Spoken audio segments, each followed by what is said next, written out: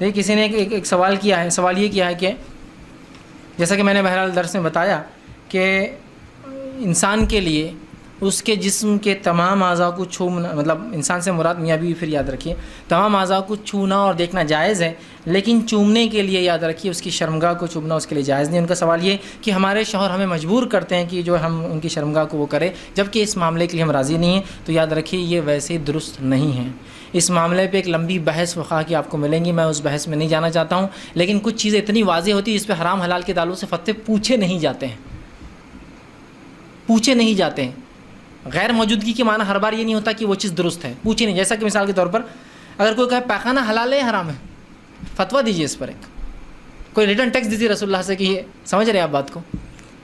تو جو چیز بٹ نیچرلی انڈرسٹوڈ ہے، جس کو بولنے کی ضرورت ہی نہیں ہے نا، مطلب آپ سمجھ رہے ہیں اس بات کو، بولنے کی ضرورت ہے کہ اس چیز کو بٹ نیچرل ہے۔ جانوروں کے پیخانے کے حلال ہے، بولنے کی ضرورت نہیں، غلاظت ہے، اس کے بارے میں حرمت کے فتوے نہیں دیے جائیں گے آپ کو۔ نالی کا پانی حلال ہے حرام ہے، بولنے کی ضرورت نہیں ہے میرے بھائی، یہ بٹ نیچرل انڈرسٹوڈ ہوتا ہے۔ لمبی بحثوں میں لوگ جاتے ہیں کہ یہاں اتنی اجازت ہے وہاں اتنی اجازت ہے۔ میں کہوں گا جو سادی سی بات ہے اور جو سائنٹیفک ریسرچ سٹڈیز ہے وہ یہی ہے کہ اگر ہم شرمگاہ جیسی چیز کو اگر انسان منہ لگائے تو اس کے بہت خطرناک اثرات جسم پر ہوتے ہیں۔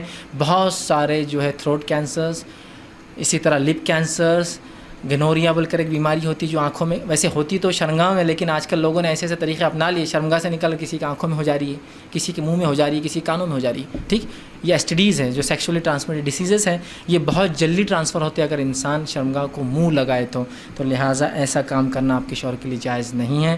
آپ ان کو سمجھائیے، آپ ان کو منائیے اور اس چیز کو ایکسپلین کیجیے۔ انہوں نے کہا کہ وہ میری لاکھ مطلب نہ چاہنے کے بعد بھی ایسا کرتے ہیں، تو آپ کی کراہت پہ انہوں نے عمل کرنا چاہیے۔ اور اس چیز کو دیکھیے، ایک چیز کبھی جائز ہوتی ہے لیکن اگر وہ پسند نہ کرے تو وہ بھی اسلام میں درست نہیں۔ جائز ہے لیکن ابھی دل نہیں ہے کسی کا تو بھی وہ درست نہیں ہے۔ تو اس طرح سے کرنا تو بالکل شرعاً درست نہیں ہے، تو لہٰذا آپ ان کو روکے، ان کو ٹوکے۔ لیکن بہرحال پھر بھی اگر آپ مجبور کر دی جائے تو مختلف طریقے آپ کے پاس ہے، آپ اس چیز سے نکل سکتے ہیں۔